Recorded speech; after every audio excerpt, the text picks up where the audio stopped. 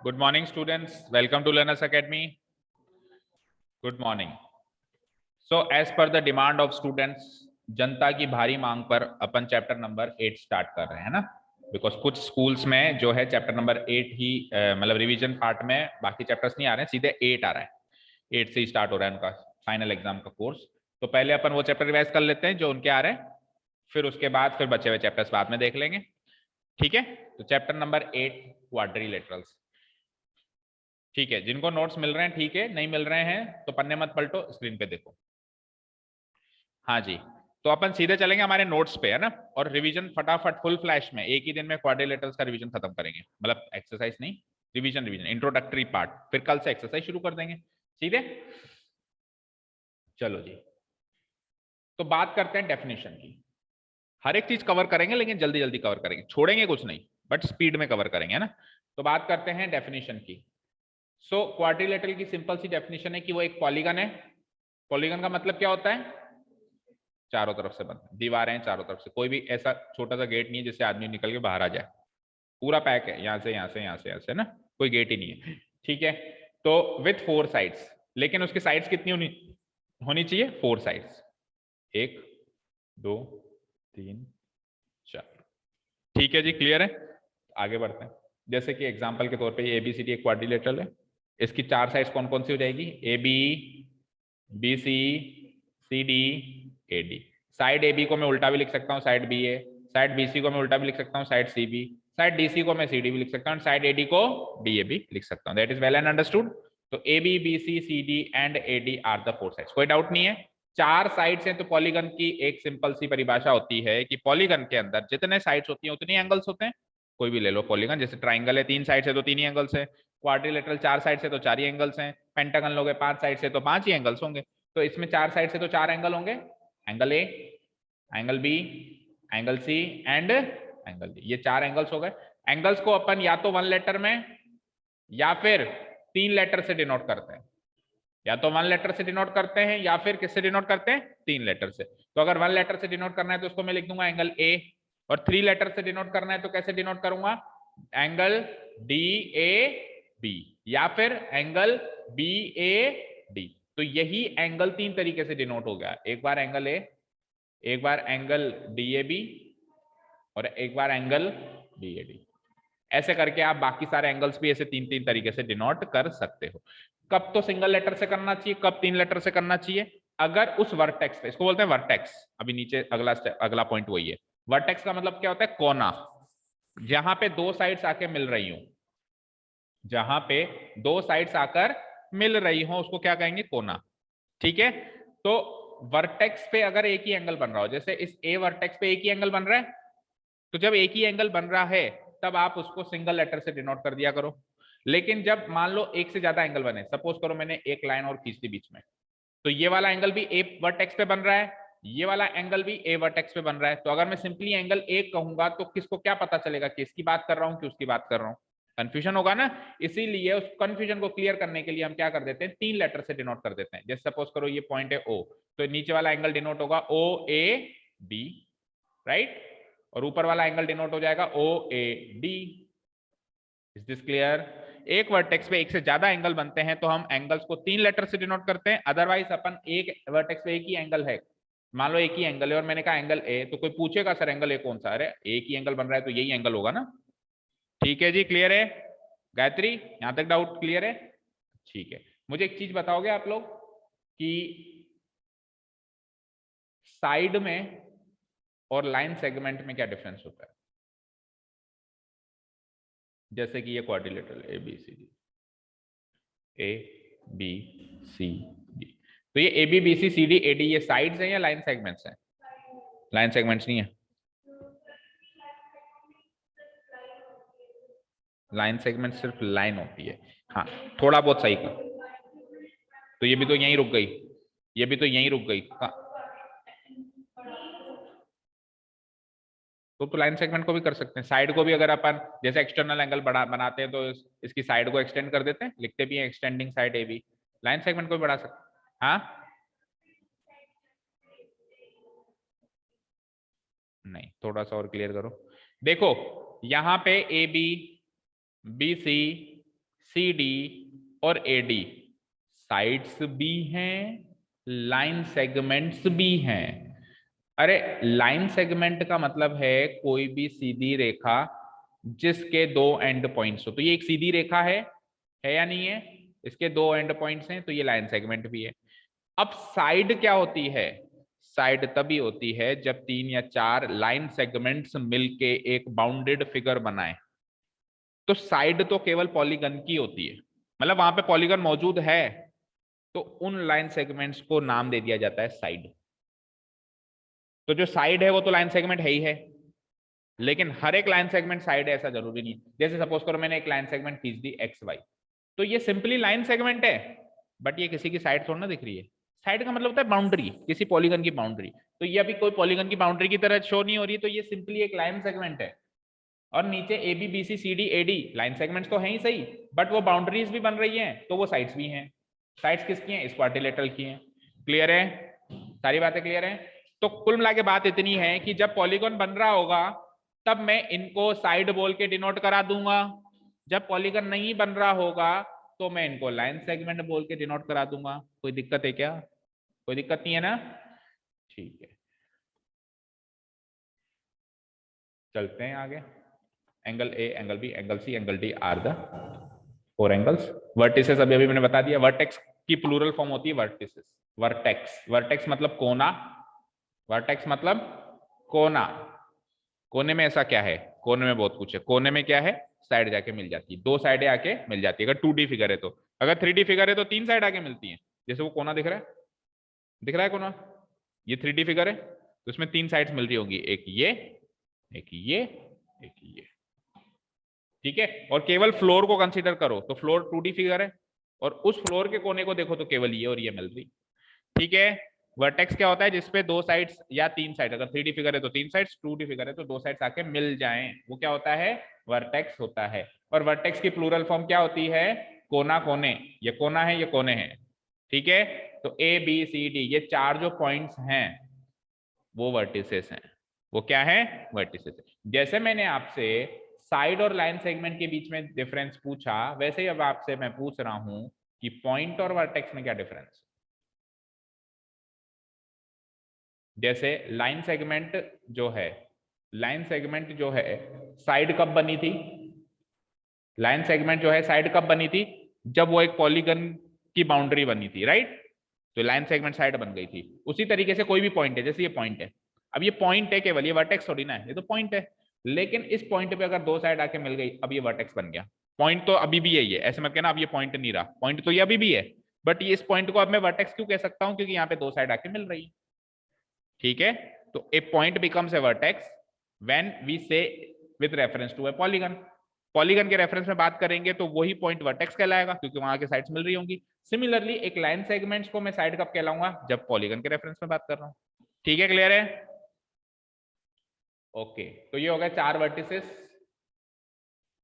ठीक है, ये भी आ गया क्वाड्रिलेटरल पढ़ने। ठीक है, 4 vertices. AC and BD are 2 diagonals. हाँ जी, अब साइड और डायगोनल में क्या डिफरेंस? साइड दूसरी तरफ है, डायगोनल। साइड जो साइड भी दो वर्टिसेस को मिलाती, देखो फिगर बना देता हूं मैं, वो ऑपोजिट को मिलाती। देखो ये सपोज करो मैंने साइड लिखी AB, तो AB साइड जो है कौन से वर्टेक्स को मिला रही है? A को और B को। और मैंने एक AC लाइन सेगमेंट लिख दी, तो AC किस किस को मिला रही है? A को और C को। A और B जो है वो एडजेसेंट वर्टिसेस हैं, एडजेसेंट, और A और C जो है वो ऑपोजिट वर्टिसेस हैं। तो जो एडजेसेंट वर्टिसेस को मिला है उसको कहते हैं साइड, और जो ऑपोजिट वर्टिसेस को मिला है उसको क्या कहते हैं? डायगोनल। Is this clear? ठीक है, तो इसके अंदर दो डायगोनल बना सकते हो, इवन किसी भी क्वाड्रिलेटरल के अंदर आप दो डायगोनल्स बना सकते हो, एक हो जाएगा AC, एक हो जाएगा। तो 4 साइड्स, 4 कोने, 2 डायगोनल्स, 4 एंगल। अभी तक की कहानी ये है। कितनी साइड्स? 4। कितने एंगल्स? 4। कितने वर्टिसेस? 4। कितने डायगोनल? 2। नेक्स्ट, अब एंगल सम की बात कर रहा है। तो देखो बेटा, हर एक पॉलीगन में जो एंगल सम होता है, जैसे लेट अस सपोज कि क्वाड्रिलेटरल, ठीक है, तो 4 एंगल बनते हैं। तो अगर मैं कहूं इसमें 4 एंगल हैं, अगर मैं कहता हूं इसमें 4 एंगल हैं, तो मैं बोलूं या ना बोलूं, अंडरस्टूड होता है कि अंदर के एंगल, अंडरस्टूड होता है कि इंटीरियर एंगल्स हैं, क्योंकि एंगल्स तो एक्सटीरियर भी होते हैं। कैसे? अगर मैं इसको एक्सटेंड कर दूं तो ये एक्सटीरियर एंगल बन गया, इसको एक्सटेंड कर दूं तो ये एक्सटीरियर एंगल बन गया, इसको एक्सटेंड कर दूं तो ये एक्सटीरियर बन गया, और इसको एक्सटेंड कर दूं तो ये एक्सटीरियर बन गया। तो अगर मैं आपसे पूछूं कि इंटीरियर एंगल का सम बताओ और मैं आपसे पूछूं एक्सटीरियर एंगल का सम बताऊं, तो ये 2 अलग अलग क्वेश्चन है। समझ में आई बात? अब पॉलीगन कोई सा भी हो, ट्रायंगल हो, ये हो क्वाड्रिलेटरल हो, पेंटागन, हेक्सागन, सेप्टागन, कोई सा भी पॉलीगन हो, एक्सटीरियर एंगल का सम हमेशा 360 डिग्री होता है। ठीक है? और इंटीरियर एंगल का सम बदलता रहता है नंबर ऑफ साइड्स के हिसाब से। जैसे ट्राइंगल का 180 डिग्री, एक एक साइड बढ़ती जाए, 180 180 बढ़ाए जाओ। जैसे ट्राइंगल में 3 साइड्स हैं, तो एंगल सम कितना है? कौन सा? इंटीरियर। एक्सटीरियर तो सबका ही 360 है। इंटीरियर एंगल का सम कितना है? 180। एक साइड बढ़ा दी, 180 डिग्री बढ़ा दो, कितना हुआ? एक साइड और बढ़ा दी, 180 डिग्री और बढ़ा दो, 540। एक साइड और बढ़ा दी, 180 डिग्री और बढ़ा दो, कितना हो गया? 720। Easy, very easy. भाई छोटे से छोटा याद रखो ना, ट्रायंगल का 180 है, अब जितनी जितनी साइड्स बढ़ाते जाओगे 180 180 उतनी बार बढ़ता जाएगा। फॉर्मूले की बात करूं तो n-2 इंटू 180 होता है, जहां पे नंबर ऑफ साइड्स क्या है? n है ना? ये फॉर्मूला होता है। तो क्वाड्रिलेटरल में जो है 4 साइड्स हैं और इंटीरियर एंगल सम कितना है? 360 डिग्री। मैं कहूं ना कहूं इंटीरियर एक्सटीरियर, तो आपको इंटीरियर ही मानना है। अगर मुझे एक्सटीरियर की बात करनी होगी तो मैं स्पेसिफिकली कहूंगा कि एक्सटीरियर बताओ, नहीं कहता हूं तो बाय डिफॉल्ट क्या है वो? इंटीरियर। तो क्वाड्रिलेटरल एक अकेला ऐसा पॉलीगन है जिसका इंटीरियर एंगल सम भी 360, एक्सटीरियर एंगल सम भी 360, बाकी सबका तो अलग अलग है। ठीक है ना? तो that means angle A, angle B, angle C, angle D, इन चारों का सम कितना है? सम समझते हो ना? जोड़, सबका जोड़ कितना है? 360। तो ये तो हो गया क्वाड्रिलेटरल का इंट्रोडक्शन। कहते हैं ना, कोई घर पे आता है, हाँ सर इंट्रोडक्शन दीजिए अपना, तो इन अंकल ने अपना इंट्रोडक्शन दे दिया है। यहाँ से मैं आया हूँ, मेरा नाम ये है, मैं ये काम करता हूँ, मेरे पास 4 वर्टिसेस हैं, तेरे पास क्या है? मेरे पास 4 एंगल्स भी हैं, 2 डायगोनल्स भी हैं, मेरा एंगल सम 360 डिग्री होता है। तो इंट्रोडक्शन सुन लिया इसका। अब ये बताएगा कि मैं कितने प्रकार का होता हूँ।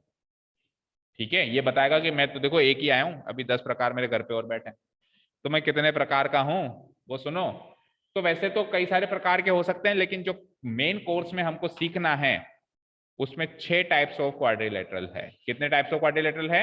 6। एक बार सबका नाम अगर मैं लिख दूं, ताकि ट्रेपेजियम बोलो, पैरेललोग्राम शॉर्ट में लिख रहा हूं, parallelogram, rectangle, rhombus, square and last one white. जिसमें से ये दोनों भाई तो अपनी अपनी दुनिया में घूमते रहते हैं इनका कोई मतलब मन मोला है, मनमोजी है ना? अब इनका अपने ही कॉन्सेप्ट है, इनके कॉन्सेप्ट से मतलब इन चारों के कॉन्सेप्ट एक जैसे चलते हैं। ठीक है? और वो अपनी मर्जी से घूमता है और ये भी अपनी मर्जी से घूमता है। थोड़ा बहुत इसमें और इसमें थोड़ा बहुत कनेक्शन है, मामूली सा, बाकी तो ये अपनी मर्जी से घूमता है। काइट तो बिल्कुल ही नहीं आ रहा है, काइट की तो बात ही छोड़ो, है ना? बाकी ये चारों आपस में इंटरकनेक्टेड होते हैं और एग्जाम में क्वेश्चंस इन्हीं में से पूछे जाते हैं, थोड़े थोड़े ट्रेपेजियम से मान लो। बाकी काइट तो का तो क्वेश्चन आता ही नहीं है, काइट तो बस इंट्रोडक्शन पता होना चाहिए, हाँ ये काइट होती है। Is this clear? शुरुआत करते हैं, एक एक क्वाड्रिलेटरल को अपन जल्दी जल्दी और डिटेल में पढ़ते हैं। डिटेल में भी पढ़ते हैं लेकिन जल्दी जल्दी पढ़ते हैं। ट्रेपेजियम एक क्वाड्रिलेटरल, हाँ भाई तू क्वाड्रिलेटरल पता है, आगे तो बोल। इन विच, जिसके अंदर एक pair of opposite side parallel हो और दूसरी pair of opposite side non parallel. क्या कहा इसने? जब भी अपन क्वाड्रिलेटरल ड्रॉ करते हैं, जैसे ये क्वाड्रिलेटरल है, अब इसको ट्रेपेजियम की नजर से मत देखो, अभी ये मानो कि ये क्वाड्रिलेटरल है, तो 4 साइड्स होती हैं, तो 4 साइड्स होती हैं, तो उसमें से कुछ पेयर ऑफ साइड्स को मैं ऑपोजिट साइड्स का पेयर बोल सकता हूं और कुछ पेयर ऑफ साइड्स को मैं एडजेसेंट साइड्स का पेयर बोल सकता हूं। फॉर एग्जांपल, मैंने आपसे पूछा एडी और डीसी क्या है? एडजेसेंट साइड्स हैं। क्या है? एडजेसेंट साइड्स को हिंदी में बोलते हैं संगत, संगत भुजाएं। साइड का मतलब होता है भुजा, तो संगत भुजाएं यानी जुड़ी हुई भुजाएं। तो एडी और डीसी जुड़ी हुई भुजाएं हैं, डी से जुड़ी हुई हैं, तो ये एडजेसेंट साइड्स हैं। अच्छा दूसरा बताना, बीसी और डीसी कैसी साइड्स हैं? ये भी एडजेसेंट साइड्स हैं, सी से जुड़ी हुई हैं। अच्छा तीसरा बताना, ए बी और बीसी ये भी संगत भुजाएं हैं adjacent, and AD AB and AD ये भी एडजेसेंट साइड्स हैं। तो 4 पेयर ऑफ एडजेसेंट साइड्स मिले, 4 पेयर। पहला पेयर, पहले पेयर के अंदर कौन आया? AD DC. दूसरे पेयर के अंदर कौन आया? DC BC. तीसरे पेयर के अंदर कौन आया? BC AB. और चौथे पेयर के अंदर कौन आया? AB AD. 4 pair of adjacent sides हैं। लेकिन ऑपोजिट साइड्स क्या होती हैं? जो संगत नहीं होती है, वो जुड़ी हुई नहीं है, वो आपस में जुड़ी हुई नहीं है, मतलब डायरेक्टली नहीं जुड़ी हुई है, इनडायरेक्टली हो सकता है। जैसे कि A B and D C, किसी भी ए वर्टेक्स पे जुड़ी हुई है क्या? नहीं जुड़ी हुई। बी पे जुड़ी हुई है? डी पे जुड़ी हुई नहीं जुड़ी हुई नहीं है, तो इनको क्या कहेंगे? ये है ऑपोजिट साइड्स। तो 2 पेयर ऑपोजिट साइड्स के हो गए, ये और ये और ये और ये। 4 पेयर ऑफ एडजेसेंट साइड्स हो गए, 2 पेयर ऑफ ऑपोजिट साइड्स हो गए। क्लियर? तो अब ऑपोजिट पेयर ऑफ साइड्स के हिसाब से एक कॉन्सेप्ट बनाया गया कि ऐसा क्वाड्रिलेटरल जिसमें आमने सामने के साइड्स यानी ऑपोजिट पेयर ऑफ साइड्स का एक पेयर तो पैरेलल हो, दूसरा पेयर नॉन पैरेलल हो। अब पैरेलल है या नहीं है वो कैसे पता करते हैं? इसको अगर मैं आगे एक्सटेंड करूं दोनों साइड्स, दोनों तरफ से, तो आगे चल के इसके मिलने के चांसेस हों तब तो ये नॉन पैरेलल है, और मिलने के चांसेस ना हो तब ये पैरेलल। ठीक है, अब एग्जैक्ट तो अपन ड्राइंग कई बार उल्टी सीधी भी बन जाती है, लेकिन जितना मुझे दिख रहा है ये आगे चल के नहीं मिलेंगे, तो मैं क्या कह दूंगा? हाँ, ए बी और डी सी पैरेलल है, क्योंकि ये आगे चल के नहीं मिलेंगे। अब दूसरे पेयर की बात करता हूं। सपोज करो इसको मैंने आगे एक्सटेंड कर दिया, नीचे ऊपर, इसको भी नीचे एक्सटेंड। अपनी तरफ से नहीं कर सकते, जिस डायरेक्शन में जा रही है उसी डायरेक्शन में करेंगे। ऐसे नहीं सर मैंने इसको यहाँ से यहाँ घुमा दिया, क्यों घुमा दिया?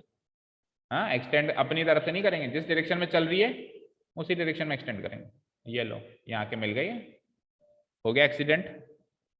ठीक है ना, पटरी यहाँ से घूमी हुई थी, आगे चल के ट्रेन भिड़ गई। समझ में आ गई बात? तो ये हो जाएंगे, ये दोनों साइड्स क्या हो जाएंगी? एक्सीडेंट कराने वाली साइड्स हैं, तो ये क्या हो जाएंगी? नॉन पैरेलल साइड्स हो जाएंगी। क्या हो जाएंगी? नॉन पैरेलल साइड्स का एक दूसरा नाम भी होता है, 10th क्लास में सीखोगे, उनको कहते हैं इंटरसेक्टिंग लाइंस। क्या कहते हैं? कहीं ना कहीं जाके ये इंटरसेक्ट करेंगी ही करेंगी। इंटरसेक्टिंग लाइंस, दो तरह की लाइंस होती हैं, एक तो इंटरसेक्टिंग लाइंस और एक पैरेलल लाइंस। पैरेलल लाइंस कभी भी इंटरसेक्ट नहीं करती है, इंटरसेक्टिंग लाइंस कहीं ना कहीं जाके एक पॉइंट पे जाके इंटरसेक्ट करती है। ठीक है, क्लियर है? तो ट्रेपेजियम का मतलब क्या हुआ? एक पेयर पैरेलल, एक पेयर नॉन पैरेलल। साफ साफ लिखा हुआ है ना, one pair of opposite sides is parallel, other pair of opposite sides is non. कोई भी एक, जरूरी नहीं है कि ये ऐसे वाला है, हो सकता है कि ये वाला पैरेलल और ये वाला नॉन पैरेलल। ऐसे भी बना सकते हो ट्रेपेजियम को। कैसे? ये पेयर तो पैरेलल बना दो और इसको थोड़ा बड़ा कर दो, ये पेयर नॉन पैरेलल बना दो।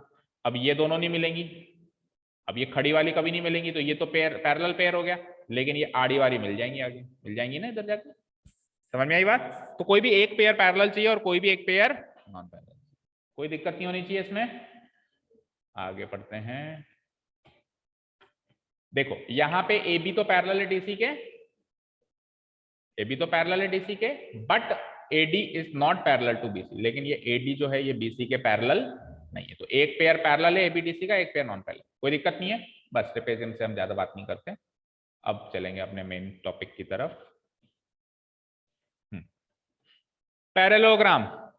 पैरेललोग्राम, तो अब जो 4 क्वाड्रिलेटरल्स आएंगे, पैरेललोग्राम, रेक्टेंगल, आगे रोम्बस, स्क्वायर, ये चारों आपस में बहुत इंटरकनेक्टेड हैं, और इन चारों के कॉन्सेप्ट से ही पूरा चैप्टर बना हुआ है। कितनी एक्सरसाइज है चैप्टर में? 2। तो दोनों के दोनों जो एक्सरसाइजेस है उसी के कॉम्बिनेशन से बनी हुई है। ठीक है, पढ़ो। एक क्वाड्रिलेटरल, हाँ भाई आप क्वाड्रिलेटरल हो ये तो जग जाहिर है, क्वाड्रिलेटरल के तो टाइप्स पढ़ रहे हैं।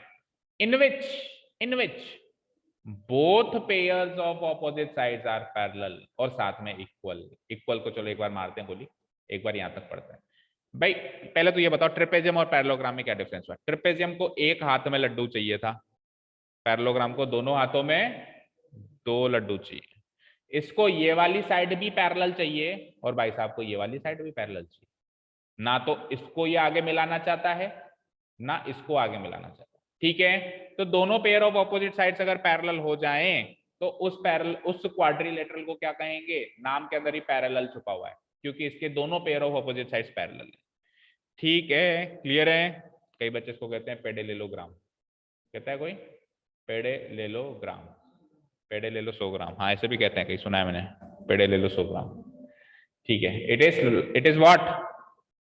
इस डबल एल ई को साइलेंट करो। अब पढ़ो, पैरेलोग्राम, पैरेलोग्राम, पैरेलेलोग्राम भी नहीं बोलते, पैरेलोग्राम। ठीक है, क्लियर है? ओके जी, चलते हैं आगे। तो दुबोच, अच्छा हाँ सर, ये इक्वल वाली बात नहीं बताई आपने, आपने तो केवल यहीं रोक दिया। ये इक्वल कैसे हो गए?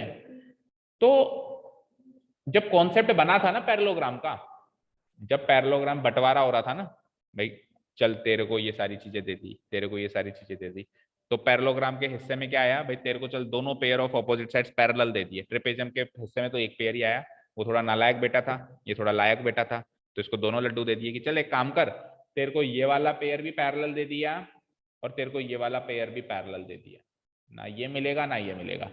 तो ऐसा देते टाइम ऑटोमेटिकली उसके पास एक तीसरा लड्डू भी आ गया, क्योंकि आप ऐसा क्वाड्रिलेटरल बना ही नहीं सकते जिसके दोनों पेयर तो पैरेलल बन जाएं बट इक्वल ना बने। ऑटोमेटिकली इक्वल बनते हैं वो। देखो ट्रेपेजियम क्या था मेरे पास, ऐसा कुछ था ऐसा कुछ था क्या? इसमें कौन सी साइड पैरेलल है और कौन सा पेयर पैरेलल है? मतलब A B parallel C D या डी सी, और ये दोनों पैरेलल नहीं है। किसी ने कहा कि यार इस ट्रेपेजियम को एक काम करो, आप पैरेललोग्राम बनाओ। तो आप क्या क्या करोगे? जो पेयर पैरेलल है उसके साथ तो छेड़छाड़ करोगे नहीं, जो नॉन पेयर पैरेलल है कौन सा, एडी और बीसी, इनको पैरेलल बनाने की कोशिश करोगे। तो ये जाके आगे ऐसे चल के मिल रहे हैं, तो इनकी डायरेक्शन चेंज करनी पड़ेगी ना भाई। भाई ट्रेनें भिड़ने वाली है तो पटरियों की डायरेक्शन चेंज करोगे ताकि ना भिड़े जाके आगे। तो अगर ये इस डायरेक्शन में जा रहा है तो आप बीसी को कहोगे आप इस डायरेक्शन में नहीं, आप भी इस डायरेक्शन में जाओ, एक काम करो, तब जाके दोनों पैरेलल हो जाएंगे। या फिर आप इसको समझा लो या उसको समझा लो, मान लो ये नहीं समझा आपसे कि नहीं मैं तो अपनी डायरेक्शन नहीं बदलूं, चल ठीक है तू अपनी डायरेक्शन में चलता रहे। अब आप इसको समझा लो, एक काम कर यार तू भी इस डायरेक्शन में चल जा, तो भी पैरेलल हो जाएंगे। तो आप इन नॉन पैरेलल पेयर को ही समझाओगे ना। तो हम देखो ध्यान से सुनना, सपोज करो ये तो नहीं माना, ये तो नहीं माना, तो आप इसको समझाओगे, तो आप इसको ऐसे एक्सटेंड करोगे, ऐसे एक्सटेंड करोगे तो इस साइड को भी एक्सटेंड करना पड़ेगा। जैसे आप इसको एक्सटेंड करोगे तो ऑटोमेटिकली ये और ये साइड बराबर और ये साइड बराबर आ जाएगी। यानी पैरेललोग्राम में हमने तो काम पैरेलल बनाने का किया था, बट करते करते उसको तीसरा लड्डू भी मिल गया कि उसके दोनों pair of opposite sides equal भी हो गई। मतलब आप ऐसा क्वाड्रिलेटरल नहीं बना सकते जिसमें आप पैरेलल तो बनाओ लेकिन इक्वल नहीं बनाओ, और ऐसा भी नहीं बना सकते कि इक्वल बनाओ और पैरेलल नहीं बनाओ, ऑटोमेटिकली वो दोनों साथ में चलने लगते हैं। ठीक है, क्लियर है? ठीक है ना? तो इसीलिए पैरेललोग्राम की डेफिनेशन में इक्वल वर्ड को फिर शामिल कर दिया गया कि पैरेलल बनाओगे तो इक्वल अपने आप ही बन रहा है, चल भाई तू भी इसकी डेफिनेशन में ही शामिल हो जा, तीसरा लड्डू भी मिल गया।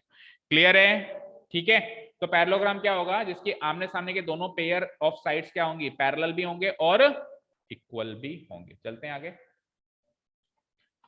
तो ये एक पैरेललोग्राम दिख रहा है,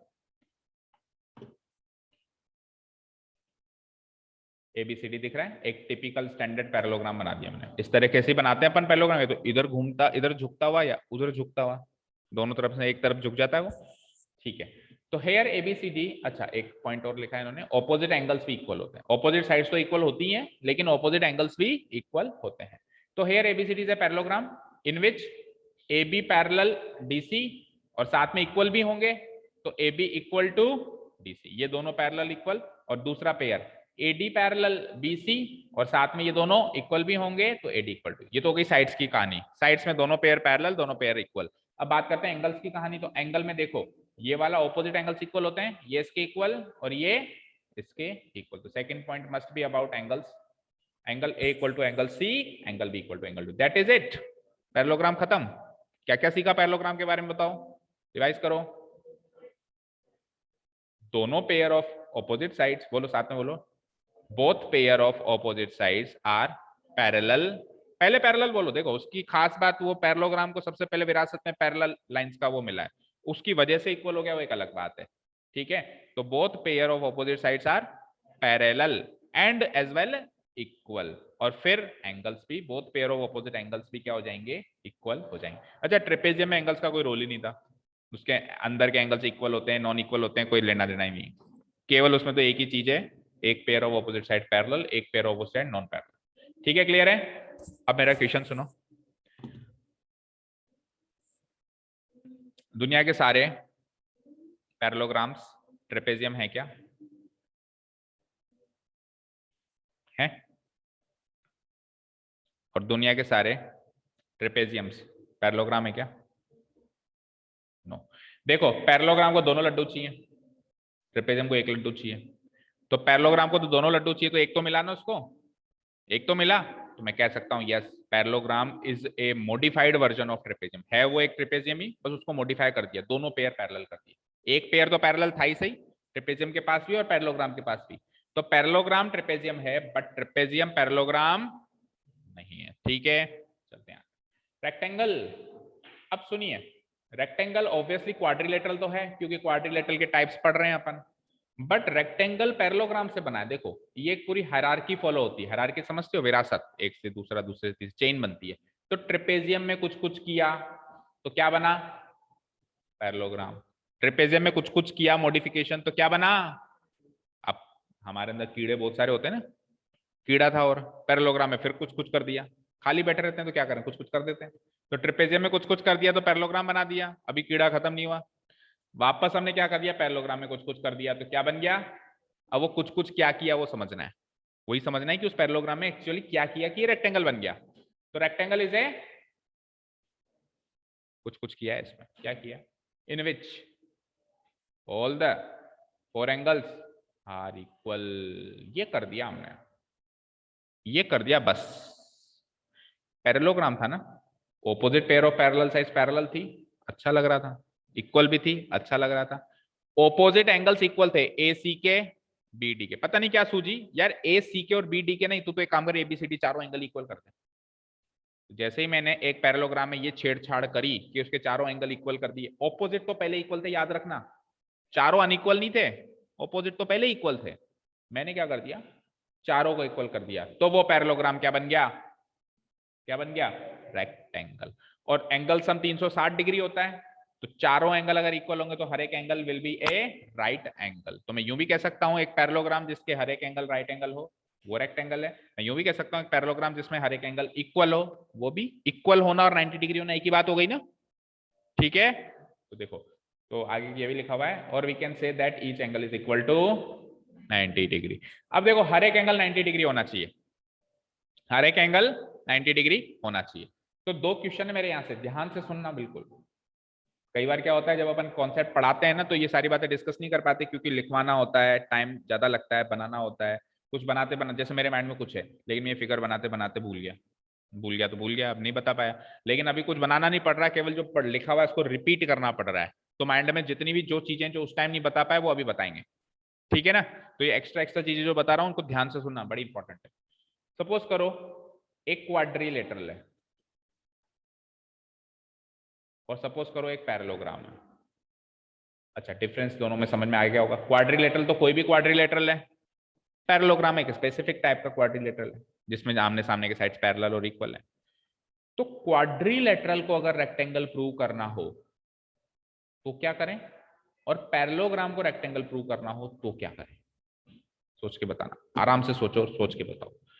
बिल्कुल देसी भाषा में समझा सकते हो कि सर ऐसा कर दो, मैं ऐसे नहीं कह रहा हूँ स्टेटमेंट लिख के बताओ, टू प्रूव शो, ऐसे गिवन पॉइंट्स, ऐसे नहीं। आप केवल बिल्कुल सिंपल लैंग्वेज में, कैजुअल लैंग्वेज में बता दो कि सर ये करने से कोई भी क्वाड्रिलेटरल रेक्टेंगल बन सकता है, और ये करने से कोई भी पैरेललोग्राम रेक्टेंगल बन सकता है। क्या क्या करने से बन जाएगा? एडजेसेंट एंगल्स इक्वल कर दे। ठीक है, ये सुनना चाह रहा था। पैरेललोग्राम में अगर एक एंगल भी 90 कर देना तो सारे 90 हो जाते हैं, तो वो रेक्टेंगल बन जाता है। और आपने कहा वो भी गलत नहीं है कि ऑपोजिट एंगल्स तो इक्वल थे ही सही, एडजेसेंट भी कर दो ना सर। तो एडजेसेंट तो कर दिए, ऑपोजिट पहले ही थे तो ऑपोजिट एडजेसेंट सारे ही हो गए। ठीक है, इस तरीके से भी। अब वो बताओ जरा, क्वाड्रिलेटरल को रेक्टेंगल बनाने के लिए, अब वो तो ऑलरेडी पैरेललोग्राम तो बन ही चुका था, तो क्वाड्रिलेटरल को रेक्टेंगल बनाने के लिए पहले क्वाड्रिलेटरल को पैरेललोग्राम बनाना पड़ेगा और फिर पैरेललोग्राम को रेक्टेंगल बनाना पड़ेगा। तो इधर से इधर, इधर से इधर, इन शॉर्ट में ऐसी एक चीज क्या कर दूं कि रेक्टेंगल बन जाए? कोई भी क्वाड्रिलेटरल रेक्टेंगल कब बन सकता है बताओ?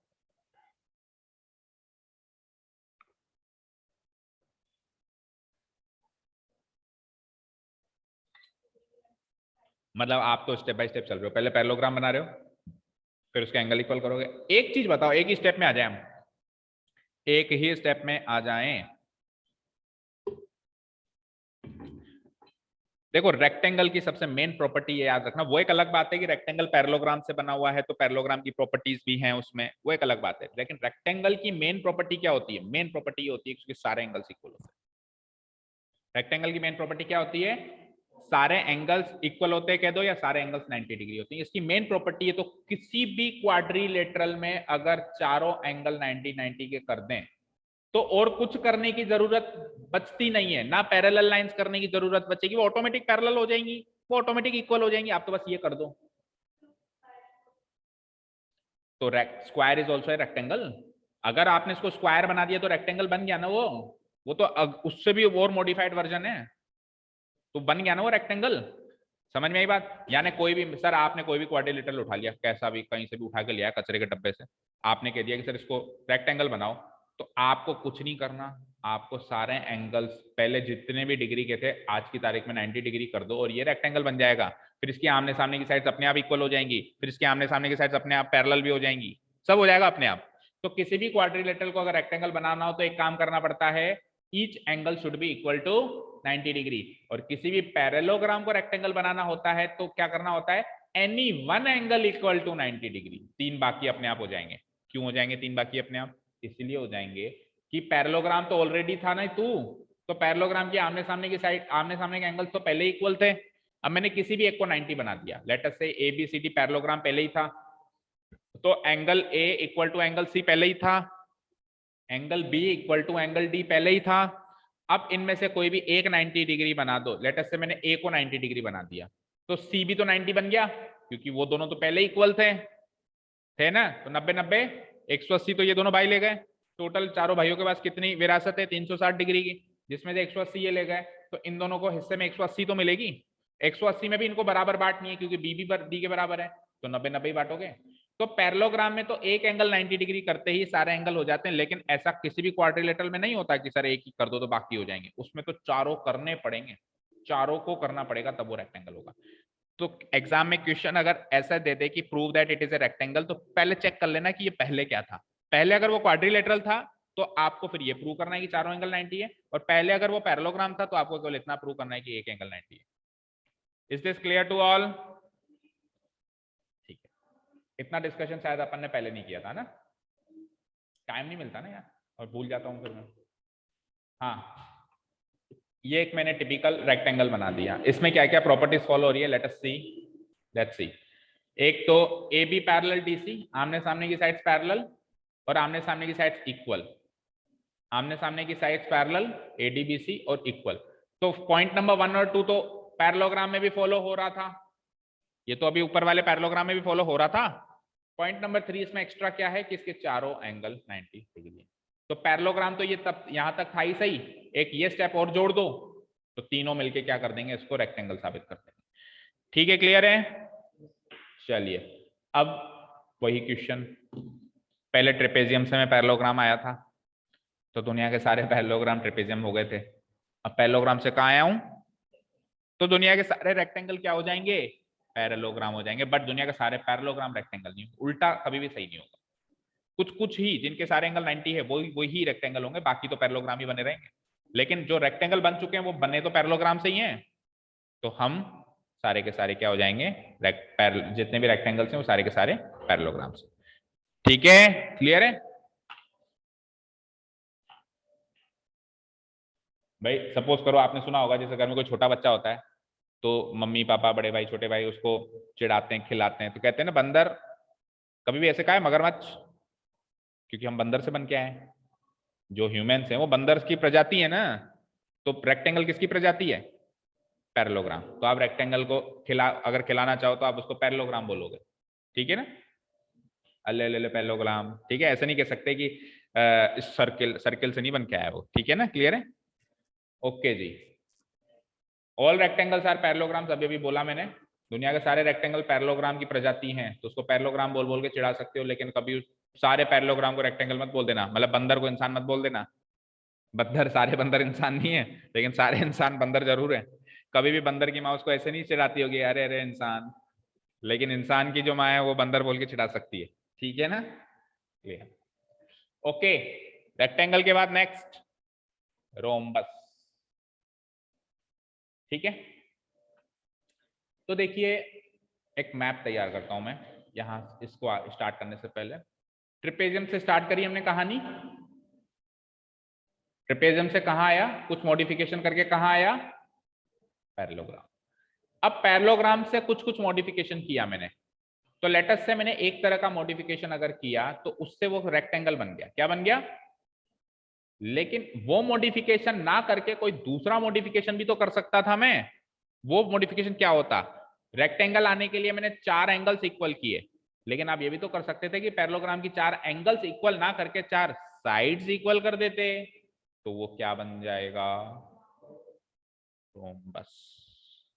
ठीक है, तो पैरेललोग्राम से अगर मैंने 4 एंगल इक्वल करवा लिए तो वो रेक्टेंगल को जन्म देता है, और अगर मैंने इससे 4 साइड इक्वल करवा दी तो ये रोम्बस को। तो यानी कि रोम्बस भी एक तरह का पैरेललोग्राम ही है, वहीं से बन के आया है, और ऐसा पैरेललोग्राम है जिसकी चारों साइड इक्वल है।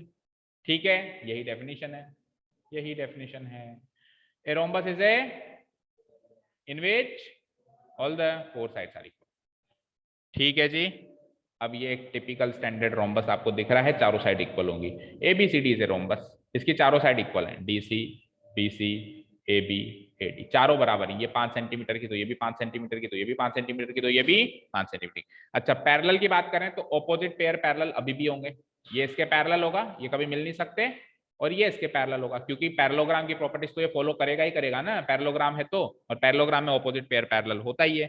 अच्छा जी, एंगल की बात करें तो एंगल चारों तो इक्वल नहीं होंगे, वो तो रेक्टेंगल में होते थे, लेकिन आमने सामने के तो इक्वल होंगे, क्योंकि वो तो पैरेललोग्राम के भी होते थे।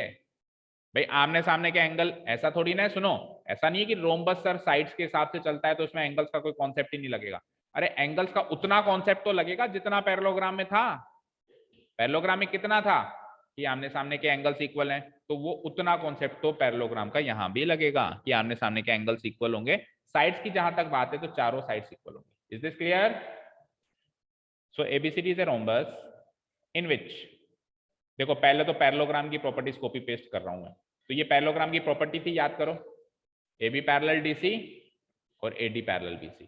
और पॉइंट नंबर 2 को एक बार स्किप करके पॉइंट नंबर 3 पे जाता हूं। पॉइंट नंबर 3 भी पैरेललोग्राम की प्रॉपर्टी थी, आमने सामने के एंगल इक्वल होने वाली, एंगल A बराबर एंगल C एंगल।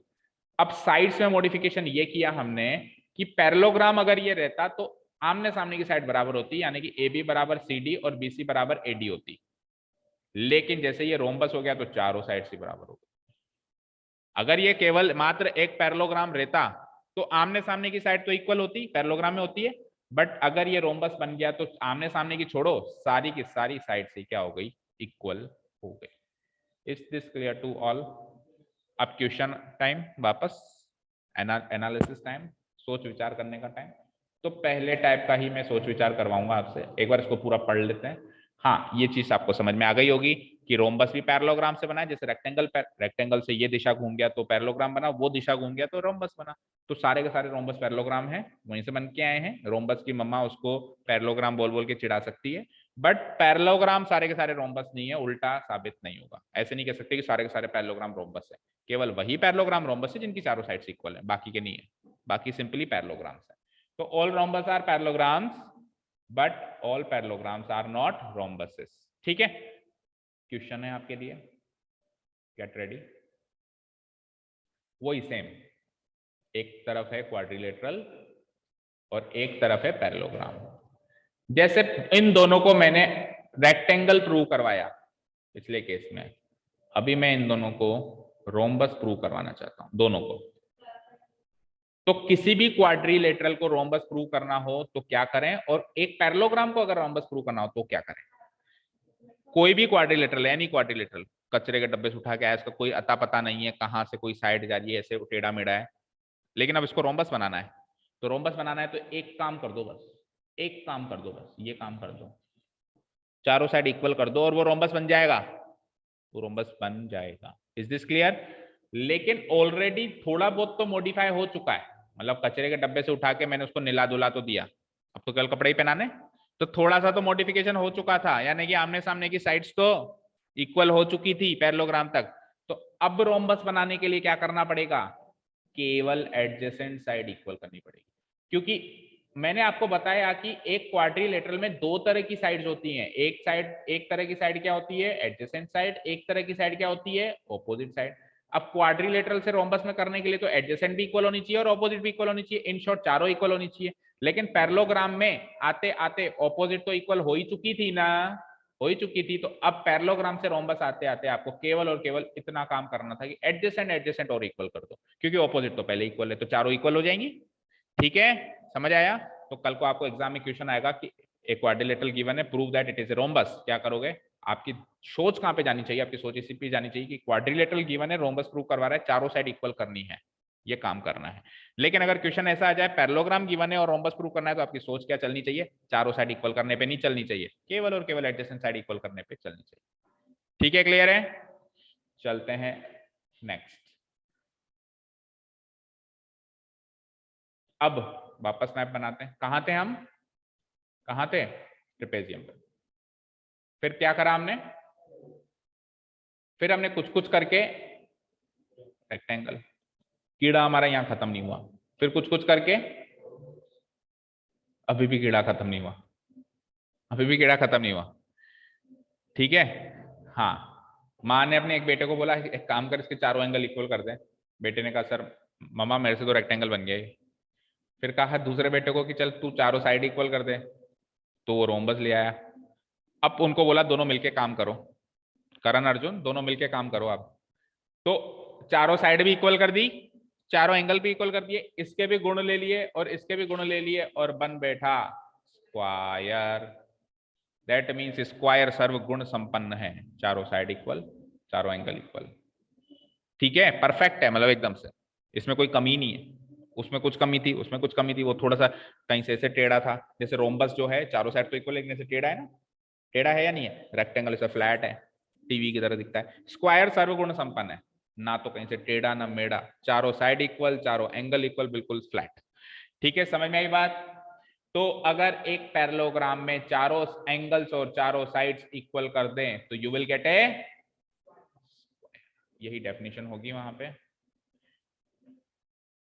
ए पैरेललोग्राम, स्क्वायर भी पैरेललोग्राम है, बनते तो सब पैरेललोग्राम से ही, in which all the four sides are equal and each angle is equal to, चारों एंगल इक्वल है, दैट मींस हर एक एंगल 90 डिग्री है, बोलने की जरूरत नहीं, चारों एंगल इक्वल बोल दूं ऐसे कह दूं, या फिर हर एक एंगल 90 डिग्री बोल दूं, क्योंकि सम तो 360 होगा ही होगा, तो भी वो स्क्वायर हो जाएगा।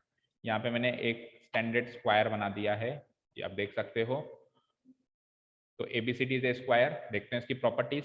पहले तो पैरेललोग्राम की प्रॉपर्टी कॉपी पेस्ट करो, पैरेलल वाली, पैरेलल वाली क्या प्रॉपर्टी थी कि आमने सामने के साइड्स तो पैरेलल होंगे ही होंगे, A B parallel D C, A D parallel B C. अब इक्वालिटी की बात करते हैं, तो चारों sides equal, A D D C C B और ए बी। ठीक है, सेकंड प्रॉपर्टी इक्वालिटी की होगी, A B B C C D A D. और तीसरी प्रॉपर्टी एंगल की होगी, तो चारों एंगल भी इक्वल है, angle A angle B angle C angle D 90 degree. ठीक है, चलो इसमें से कौन सी प्रॉपर्टी डिलीट कर दूं कि वो रेक्टेंगल रह जाए, सेकंड डिलीट कर दूं। अगर मैं सेकंड पूरी डिलीट कर दूंगा तो वो रेक्टेंगल हो जाएगा क्या, हो तो जाएगा, लेकिन याद रखना पूरी डिलीट कर ही नहीं पाओगे, आपको ऑपोजिट तो इक्वल करनी पड़ेगी, क्योंकि पैरेललोग्राम है भाई, ऑपोजिट एंगल साइड्स तो इक्वल करेगा, पूरी आप चाह के भी डिलीट नहीं कर पाओगे, आप उसमें से आधा अधूरा मॉडिफिकेशन करके इसको रेक्टेंगल बना सकते हो।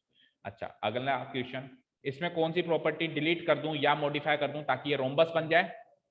थर्ड प्रॉपर्टी को आप डिलीट तो नहीं कर पाओगे, थोड़ा मॉडिफाई कर दो, आप सारे एंगल इक्वल करने के बजाय ऑपोजिट एंगल इक्वल कर दो और चारों साइड इक्वल रहने दो, तो ये क्या हो जाएगा, रोम्बस हो जाएगा। पहली प्रॉपर्टी तो सभी में फॉलो होगी, पैरेलल वाली तो। ठीक है जी, लास्ट टाइप ऑफ क्वाड्रिलेटरल है काइट, सबने देखी है, उड़ाई भी होगी। अच्छा, अब इसके सारी बातें आ गई, इसमें आते आते देखो, दुनिया के सारे स्क्वायर पैरेललोग्राम है, दुनिया के सारे स्क्वायर रेक्टेंगल है, और दुनिया के सारे स्क्वायर रोम्बस भी है।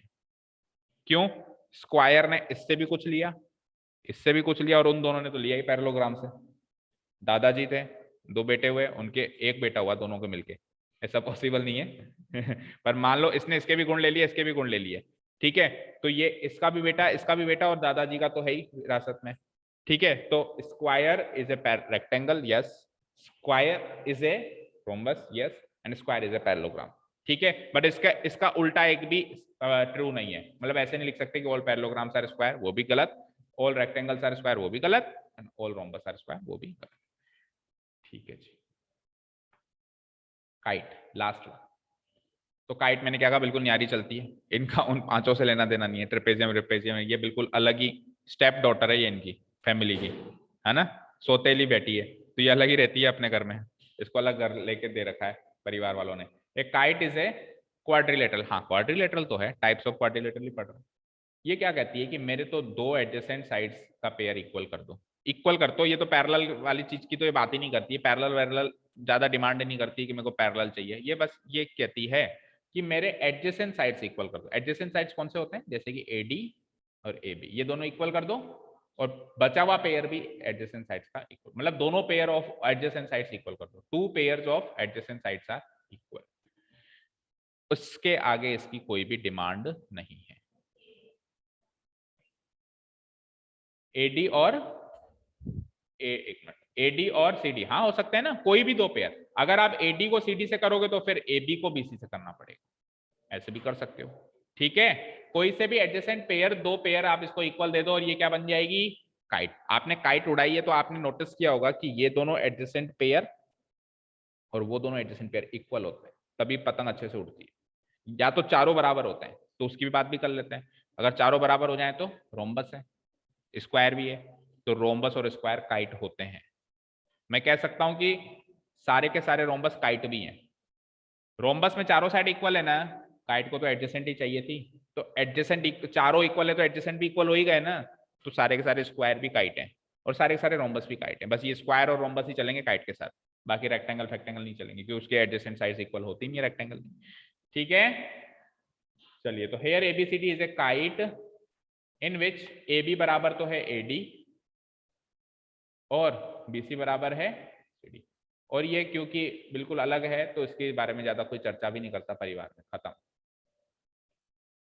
ठीक है जी, अब सारे के सारे बच्चों की के कैरियर के बारे में सोचा गया, 6 बच्चे थे ना, ठीक है, तो इनके बारे में और डिस्कशन चला। तो करियर क्या है, ट्रेपेजियम और काइट का तो वैसे ही खराब था, है ना, तो उनके करियर के बारे में सोचा ही नहीं, केवल किसके करियर के बारे में सोचा, पैरेललोग्राम, रेक्टेंगल, रोम्बस और स्क्वायर। तो इनके करियर के बारे में हम सोचते हैं तो हमने ये देखा कि यार इनके डायगोनल्स का कुछ कुछ प्रॉपर्टी लग सकती है ना, इनके डायगोनल्स की कुछ कुछ प्रॉपर्टी लग सकती है। तो अब अपन नेक्स्ट टॉपिक में 10 मिनट के अंदर खत्म करेंगे इसको, स्पीडली चलेंगे हम। चारों क्वाड्रिलेटरल, चार कौन कौन से, बीच के चारों, जो चारों लायक थे वो दोनों तो नालायक थे, तो उनको तो कमरे में बंद कर दिया, भैया पढ़ लिख लिए तुम, अब घर का काम करो। ठीक है, तो चारों लायक कौन से थे, पैरेललोग्राम, रेक्टेंगल, रोम्बस और स्क्वायर, इनके डायगोनल्स के बारे में बात करते हैं। तो देखो पैरेललोग्राम की बात करते हैं, सबसे पहले पैरेललोग्राम की बात करी थी वहां पर भी, क्योंकि हर चीज उसी से बनती है। तो पैरेललोग्राम के डायगोनल्स जो होते हैं ना बेटा, वो एक दूसरे को बाइसेक्ट करते हैं। अब पहले तो आप मीनिंग समझो बाइसेक्ट करने का, बाइसेक्ट करने का मीनिंग समझो, जैसे ये लाइन है AB, इसके बीचों बीच मैंने एक पॉइंट लगा दिया C, तो मैं क्या कह सकता हूं, बीचों बीच लगाया है ना मैंने, तो बीचों बीच पॉइंट लगते ही ये वाला और ये वाला हिस्सा बराबर हो गया, हो गया नहीं हो गया, तो ये लाइन दो आधे दो इक्वल पार्ट्स में टूट गई। तो कोई भी चीज दो इक्वल पार्ट्स में टूट जाए तो वो बाइसेक्ट हो जाती है, कहलाई जाती है भाई ये बाइसेक्ट हो गई। क्या कहलाई जाती है कि ये बाइसेक्ट हो गई। और बाइसेक्ट करता कौन है, जिसने उसको इक्वल पार्ट्स में तोड़ने का काम किया है। फॉर एग्जाम्पल ये पेन है, मैं इसको तोड़ दूं 200 में, ठीक है, तो बाइसेक्ट हुआ कौन, ये किया किसने, मैंने। अब भी बाइसेक्ट हुआ कौन, लाइन सेगमेंट AB, किया किसने, पॉइंट C ने। तो मैं क्या लिखूंगा, पॉइंट C बाइसेक्ट्स किसको, AB को। कोई दिक्कत यहां तक, पॉइंट C ने AB को बाइसेक्ट किया, कोई लिख सकता हूं ना मैं। अब मेरे माइंड में आया कि जरूरी थोड़ा ना यार कोई पॉइंट ही बाइसेक्ट करे, इसके बीचों बीच एक लाइन गुजर रही हो वो भी तो बाइसेक्ट कर सकती है। इसके बीच में भाई AB लाइन सेगमेंट थी मेरे पास, पॉइंट ने तो बाइसेक्ट कर दिया, ठीक है, पॉइंट बाइसेक्ट कर सकता है, लेकिन एक लाइन जा रही थी यहां से और वो उसको बीचों बीच में से लाइक दिस, बीचों बीच में से तोड़ गई, लेट अस सपोज कि ये मिड पॉइंट से तोड़ गई, मिड पॉइंट ये दिख नहीं रहा है, मान लो कि मिड पॉइंट है ना, तो ये ए बी कल भी था, अब की बार बाइसेक्ट करने का काम किसने किया, लाइन ने, किसने, तो लाइन को सपोज करो मैं एल से डिनोट कर दूं, तो अब क्या लिखूंगा, line L bisects A B, और जिस पॉइंट पे बाइसेक्ट किया मैं लिख सकता हूं एट सी, मान लो सी पे बाइसेक्ट किया तो, ठीक है, क्लियर है। अब इस लाइन एल को भी मैंने लाइन सेगमेंट का नाम दे दिया, दैट इज इसको भी मैंने एंड पॉइंट से तोड़ दिया, जैसे कि पी क्यू, तो अब लाइन एल की जगह क्या लिखूंगा मैं, line segment P Q bisect कर रही है, भाई पहले वो लाइन थी, इनफाइनाइट लाइन थी, इधर भी जा रही थी उधर भी जा रही थी, अब मैं उसमें से सेगमेंट तोड़ दिया, लाइन सेगमेंट बना दिया, तो अब लाइन एल की जगह क्या लिख दूंगा, P Q bisects A B at C. इस सारी कहानी से यह साबित होता है कि जो पहला वाला होता है वो कभी भी आधा आधा नहीं होता है, हमेशा बाइसेक्ट के बाद जो रखा हुआ है वही तो आधा आधा होता है। इसमें ध्यान से देखो, मिड पॉइंट सी तो ए बी का है, टीक्यू का थोड़ी ना, टीक्यू का थोड़ी ना है। अब आप बताना मुझे,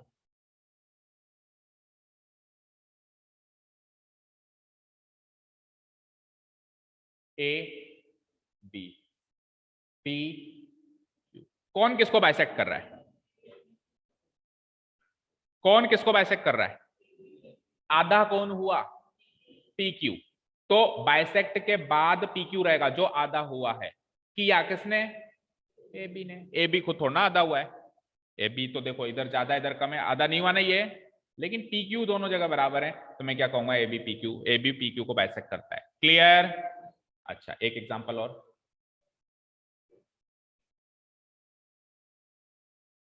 मान लो कि ये दोनों का मिड पॉइंट है ना, ए बी पी क्यू, मान लो कि ये सी दोनों का मिड पॉइंट है, तो अब किसने किसको बाइसेक्ट किया, दोनों ने दोनों को, दोनों ने दोनों को किया, भाई जो ये ए बी है इसने पी क्यू को आधा आधा किया, तो मैं क्या लिख सकता हूं, A B bisects P Q, और पी क्यू ने भी तो ए बी को किया, मैं खुद कह रहा हूं ना कि ये दोनों का मिड पॉइंट है, अगर आपके पास इंफॉर्मेशन है कि ये दोनों का मिड पॉइंट है तो आप दोनों बातें लिख सकते हो, A B bisects P Q भी लिख सकते हो और P Q bisects A B भी लिख सकते हो, तो इसने इसको किया इसने इसको किया, तो इन दोनों को मिला के एक ही लाइन लिख दो ना, क्या क्या लिख सकते हो, तो एक ही लाइन बता सकते हो, अगर अंग्रेजी मीडियम में पढ़ते हो, ए बी एंड,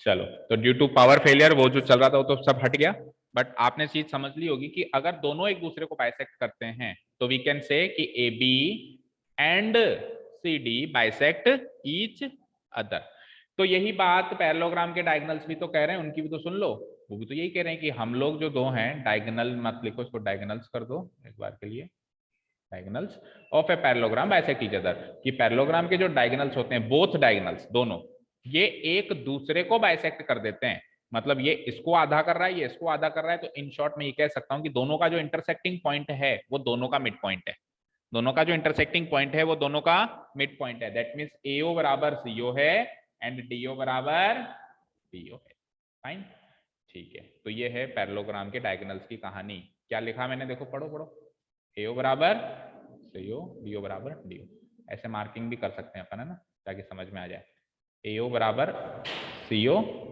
डीओ बराबर बीओ, ठीक है जी। अब बात करते हैं रेक्टेंगल की, रेक्टेंगल किससे बना था,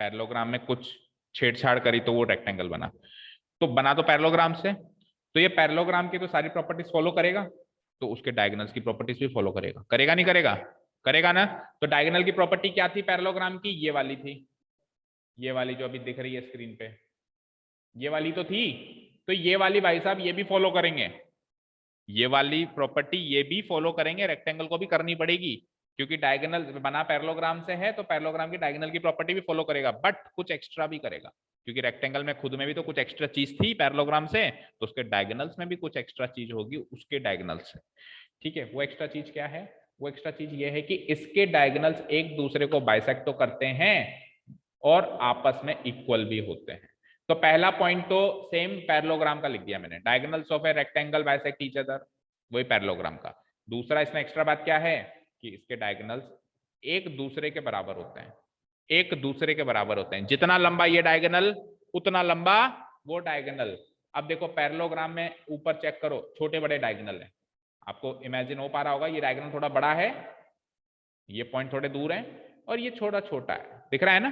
तो यहाँ तो छोटे बड़े डायगोनल्स हैं, लेकिन रेक्टेंगल में दोनों डायगोनल्स आपस में बराबर होते हैं, देख पा रहे हो, ये जितना लंबा है उतना ही लंबा ये है। अच्छा, और बाइसेक्ट तो कर ही रहे होंगे, तो मैं क्या ये नहीं कह सकता भाई चारों पार्ट्स इक्वल हो गए। देखो ये पार्ट इसके इक्वल था, ये पार्ट इसके इक्वल था, वो तो बहुत पहले से था, पैरेललोग्राम के जमाने से ही था वो तो। अब पैरेललोग्राम के जमाने से मैं रेक्टेंगल के जमाने में आया, तो ये दोनों भी इक्वल हो गए आपस में, तो ये दोनों आपस में इक्वल, ये आधे आधे पार्ट्स इक्वल, तो मैं क्या नहीं कह सकता कि चारों पार्ट्स ही आपस में इक्वल। सपोज करो ये 10 सेंटीमीटर का है, तो ये भी 10 का ही होगा, होगा ना, ये भी 10 का ही, दोनों बराबर है ना। अब ये आधे आधे हो रहे हैं, तो ये 5 का और ये 5 का, ये भी आधे आधे हो रहे हैं तो 5 का, तो चारों ही 5 5 के हो गए ना। तो चारों ही पार्ट्स आपस में इक्वल हो जाते हैं, यानी एओ बीओ सीओ डीओ, किसमें, रेक्टेंगल। ठीक है, तो पहली प्रॉपर्टी तो मैंने वही लिखी है पैरेललोग्राम वाली साहब, एओ बराबर सीओ और बीओ बराबर डीओ, और दूसरी प्रॉपर्टी ये दोनों डायगोनल्स आपस में इक्वल होते हैं, इन दोनों को अगर मैं मर्ज कर दूं तो एक तीसरी प्रॉपर्टी और निकल सकती है कि एओ सीओ बीओ डीओ बराबर है, इन दोनों को मर्ज कर दूंगा, इस पॉइंट को और इस पॉइंट को मर्ज कर दूं। ठीक है, चलते हैं रोम्बस में। रोम्बस भी किससे बना, पैरेललोग्राम, रेक्टेंगल से, पैरेललोग्राम से। रेक्टेंगल और रोम्बस तो दुश्मन है, उल्टा एंटी है, वो कहता है साइड बराबर करो, कहता है एंगल बराबर करो। ठीक है, रोम्बस किससे बना, पैरेललोग्राम से। ठीक है, तो पैरेललोग्राम के डायगोनल्स की प्रॉपर्टी तो मानेगा ही मानेगा, माननी पड़ेगी, क्या करें, पैदा ही वहां से हुआ है। तो diagonals of a rhombus are, oh sorry, bisect each other, ये पैरेललोग्राम के डायगोनल्स की प्रॉपर्टी थी, ये तो माननी पड़ेगी। लेकिन एक चीज एक्स्ट्रा इसमें और होगी, लेकिन वो जो एक्स्ट्रा चीज होगी वो रेक्टेंगल जैसी नहीं होगी, क्योंकि रेक्टेंगल का तो ये उल्टा है। तो रेक्टेंगल ने क्या कहा था कि डायगोनल्स इक्वल करो, ये बिल्कुल नहीं कहेगा कि डायगोनल्स इक्वल करो, तो ये कुछ और कहेगा। तो ये क्या कहेगा, परपेंडिकुलर कर दो, कुछ तो करो भाई, रेक्टेंगल मेरा दुश्मन है, उसकी बात मत मानो, लेकिन कुछ तो एक्स्ट्रा दो मुझे। ये क्या कहेगा कि बाइसेक्ट तो होना ही होना है क्योंकि पैरेललोग्राम से बने, बट रेक्टेंगल ने जो किया था वो नहीं करूंगा, इक्वल नहीं करूंगा, कुछ और करूंगा, क्या कर दूंगा, परपेंडिकुलर। परपेंडिकुलर का मतलब कि दोनों डायगोनल जहां पे इंटरसेक्शन हो रहे हैं वहां पे 90 डिग्री का एंगल प्रोड्यूस करेंगे। ये दोनों डायगोनल जहां पे इंटरसेक्ट हो रहे हैं वहां पे 90 डिग्री, तो ये भी चारों एंगल 90 हो जाएंगे। मैं कह सकता हूँ कि AC परपेंडिकुलर टू BD। ठीक है, क्लियर है। ठीक है, तो पहली प्रॉपर्टी बाइसेक्ट ईच अदर, दूसरी प्रॉपर्टी परपेंडिकुलर। तो बताओ बाइसेक्ट ईच अदर के हिसाब से तो पैरेललोग्राम का कॉपी पेस्ट हो गया कि एओ बराबर सीओ, एओ बराबर सीओ और बीओ बराबर डीओ, और परपेंडिकुलर के हिसाब से ये इसके परपेंडिकुलर हो गया। और अगर परपेंडिकुलर हो गया तो ये चारों angle this this this this 90 90 के हो गए। तीन तीन लेटर में लिख दो, एंगल एओबी बराबर एंगल बीओसी बराबर एंगल सीओडी बराबर एंगल एओडी, चारों कितने हो गए, 90 90 डिग्री। समझ आ रहा है ना, एओबी बीओसी सीओडी और एओडी, चारों एंगल कितने हो गए, 90 degree. Last, diagonals of a square. Square किससे बना था, पैरेललोग्राम से बना था। पैरेललोग्राम से रोम्बस आया था, तो रोम्बस के भी गुण ले लिए इसने और रेक्टेंगल के भी गुण ले लिए इसने। ठीक है, क्लियर है। तो ये किस किस की प्रॉपर्टी फॉलो करेगा, पैरेललोग्राम की तो करनी पड़ेगी, बट इसको रेक्टेंगल की भी करनी पड़ेगी और इसको रोम्बस की भी करनी, यानी एक तीसरा भाई है जो दोनों भाइयों को मिलाने का काम कर रहा है। बस इसके भी गुण ले लिए, जो काम ये करता है वो भी ये करता है, और जो काम ये करता है वो भी ये करता है, और पैरेललोग्राम का काम तो ये करेगा ही करेगा। तो पैरेललोग्राम क्या काम करता था, बाइसेक्ट करने का। डायगोनल्स की बात कर रहा हूँ, केवल डायगोनल्स की। पैरेललोग्राम के डायगोनल्स क्या काम करते थे, तो स्क्वायर के भी करेंगे। रेक्टेंगल के डायगोनल्स क्या काम करते थे, इक्वल होने के, तो इसके इक्वल भी होंगे। और रोम्बस अभी जो ऊपर पड़ा उसके डायगोनल्स क्या काम करते थे, परपेंडिकुलर, तो इसके परपेंडिकुलर भी होंगे। तो मैंने कहा था ना सर्वगुण संपन्न, सबके गुण लेगा ये, है ना, कोई भी गुण नहीं छोड़ेगा। तो diagonals of a square bisect each other, diagonals of a square equal to each other, diagonals of a square perpendicular to each other. ठीक है जी, देखो बाइसेक्ट ईच अदर कहा था आपने, तो एओ बराबर सीओ, बीओ बराबर डीओ। अच्छा, इसमें भी चारों पार्ट्स बराबर होंगे क्योंकि ये दोनों भी बराबर हो गए ना, पर वो कब होंगे, जब इन दोनों पॉइंट्स को अपन मर्ज करके लिखें। तो अभी अपन मर्ज नहीं कर रहे, अलग अलग ही लिख रहे हैं। तो इसके हिसाब से एओ बराबर सीओ, बीओ बराबर डीओ। अच्छा, रेक्टेंगल के हिसाब से दोनों डायगोनल्स आपस में इक्वल हो गए, और रोम्बस के हिसाब से दोनों डायगोनल्स आपस में परपेंडिकुलर भी हो गए, तो वही चारों एंगल क्या हो गए, 90 90 डिग्री के हो गए। क्लियर, सारी कहानी का सार इस टेबल में छुपा हुआ है, सारी कहानी का, देख पा रहे हो आप स्क्रीन पे। अगर आप एग्जाम में जैसे जा रहे हो सपोज करो और आपको क्वाड्रिलेटरल रिपीट करना है, कॉन्सेप्चुअल उसके जो पॉइंट्स है वो रिपीट करने, कॉन्सेप्ट वाइज आपको रिपीट करना है, आपके पास टाइम कम है, 2 ही मिनट का टाइम या 5 मिनट का टाइम मान लो, तो आप इस टेबल को देख के चले जाओ, आपकी पुरानी सारी चीजें रिपीट हो जाएंगी। देखो इस टेबल में क्या है, पैरेललोग्राम है, रेक्टेंगल है, रोम्बस है, स्क्वायर है, और डिफरेंशिएट किस किस बेसिस पे किया हुआ है, साइड्स के बेसिस पे, एंगल्स के बेसिस पे, डायगोनल्स के बेसिस। अच्छा, साइड्स को भी दो बेसिस पे फिर डिफरेंशिएट किया गया है, एक तो साइड्स पैरेलल, एक साइड्स इक्वल, एक साइड्स पैरेलल और एक साइड्स इक्वल, और डायगोनल्स को 3 बेसिस पे डिफरेंशिएट किया गया है, बाइसेक्ट, इक्वल, परपेंडिकुलर। समझ में आई बात? अभी डायगोनल्स के 3 पॉइंट्स पढ़े ना अपन ने, कि बाइसेक्ट भी करते हैं एक दूसरे को, इक्वल भी होते हैं एक दूसरे के, और परपेंडिकुलर भी होते हैं, और एंगल्स को तो एक ही बेसिस पे किया गया। चलो ठीक है, देखो सबसे पहले पैरेललोग्राम, पैरेललोग्राम के डायगोनल्स, सॉरी पैरेललोग्राम के sides, opposite sides parallel, OPP parallel, यानी ऑपोजिट साइड्स पैरेलल और ऑपोजिट साइड्स इक्वल। आते हैं रेक्टेंगल पे, रेक्टेंगल की sides same, opposite sides parallel, opposite sides, तो साइड्स के बेसिस पे तो पैरेललोग्राम और रेक्टेंगल बिल्कुल सेम है साइड्स के हिसाब से। तो आगे चलते हैं, रोम्बस की, इन दोनों के तो ऑपोजिट साइड्स इक्वल होते थे, रोम्बस नहीं पैरेलल, सॉरी, इन दोनों के ऑपोजिट साइड्स पैरेलल होते थे, रोम्बस के भी ऑपोजिट साइड्स पैरेलल हैं, लेकिन इक्वालिटी की बात कर रहे हैं तो इन दोनों के ऑपोजिट साइड्स इक्वल होते थे, उसके सारे साइड्स इक्वल है, ऑपोजिट नहीं लिखा हुआ, क्या लिखा हुआ है, ऑल, क्या लिखा हुआ है, ऑल। और साइड्स के हिसाब से रोम्बस और स्क्वायर बिल्कुल सेम है, देखो opposite sides parallel, opposite sides parallel, all sides equal, all sides equal. तो साइड्स के हिसाब से मैं कह सकता हूं कि रेक्टेंगल पैरेललोग्राम बाई बाई और rhombus square by by, sides के हिसाब से, केवल और केवल साइड्स के हिसाब से, क्योंकि साइड्स के हिसाब से पैरेललोग्राम और rectangle exactly same properties share करते हैं एक दूसरे के साथ, कि सारी साइड्स ऑपोजिट साइड्स पैरेलल और ऑपोजिट साइड्स इक्वल करते हैं, और रोम्बस और स्क्वायर सेम प्रॉपर्टीज शेयर करते हैं कि ऑपोजिट साइड्स पैरेलल रखते हैं और सारी साइड्स इक्वल रखते हैं। Is this clear? चलो अब एंगल्स पे, तो एंगल्स में देखो, पैरेललोग्राम कहता है ऑपोजिट साइड्स इक्वल करो, ऑपोजिट एंगल्स इक्वल करो, रेक्टेंगल कहता है नहीं नहीं सारे एंगल इक्वल करो, रोम्बस अगेन कहता है ऑपोजिट एंगल इक्वल करो, स्क्वायर अगेन कहता है नहीं नहीं सारे एंगल इक्वल करो। तो बोलो कौन कौन हुए भाई भाई एंगल्स के लिहाज से, पैरेललोग्राम, रोम्बस भाई भाई, और रेक्टेंगल स्क्वायर भाई भाई, एंगल्स के लिहाज से, एंगल्स के लिहाज से कौन भाई भाई हुए, पैरेललोग्राम और रोम्बस, क्योंकि इन दोनों में ऑपोजिट एंगल्स इक्वल होते हैं। और दूसरा पेयर कौन सा हुआ भाइयों का, रेक्टेंगल और स्क्वायर, क्योंकि इनमें सारे एंगल्स इक्वल होते हैं, कितने कितने डिग्री के होते हैं। अब बात करते हैं सर डायगोनल्स के बेसिस पे बात करते हैं, तो देखो सबके डायगोनल्स बाइसेक्ट कर रहे हैं, बाइसेक्ट बाइसेक्ट बाइसेक्ट बाइसेक्ट, ये प्रॉपर्टी तो सब फॉलो कर रहे हैं। इक्वल होने की प्रॉपर्टी रेक्टेंगल और स्क्वायर फॉलो कर रहा है, परपेंडिकुलर होने की प्रॉपर्टी रोम्बस और स्क्वायर, स्क्वायर तो तीनों प्रॉपर्टी फॉलो कर रहा है, बाइसेक्ट, इक्वल, परपेंडिकुलर। ठीक है, अभी जो बताया वही सारी बातें एक ही लाइन में लिख दी मैंने। क्या बाइसेक्ट तो सारे करेंगे, फिर से देखो बाइसेक्ट तो कौन करेंगे, सारे करेंगे, यानी बाइसेक्ट, बाइसेक्ट का मतलब क्या है यहाँ पे, बाइसेक्ट ईच अदर, पूरा लिखने का स्पेस नहीं था, तो बाइसेक्ट का मतलब क्या है, कौन किसको बाइसेक्ट करेगा, दोनों दोनों को बाइसेक्ट करेंगे, बाइसेक्ट ईच अदर, ये भी बाइसेक्ट ईच अदर, ये भी बाइसेक्ट ईच अदर, ये भी बाइसेक्ट ईच अदर। अच्छा सर इक्वल किस किस के होते हैं, रेक्टेंगल के और स्क्वायर के, तो वैसे ही सब कुछ होता है स्क्वायर के। अच्छा सर परपेंडिकुलर किस किस के होते हैं, रोम्बस के और, इज दिस क्लियर? खत्म क्वाड्रिलेटरल कॉन्सेप्चुअल वाइज। अब अपन कल से एक्सरसाइज स्टार्ट करेंगे, उससे पहले अपने को मिड पॉइंट थ्योरम सीखनी पड़ेगी। ठीक है, मिड पॉइंट थ्योरम सीखते ही अपन एक्सरसाइज स्टार्ट कर लेंगे, बाकी कॉन्सेप्चुअल नॉलेज सारी खत्म हो चुकी है। ठीक है, thank you so much for listening to us, have a nice day, keep learning and bye. क्या कह रहे हो, कल तो फिर वही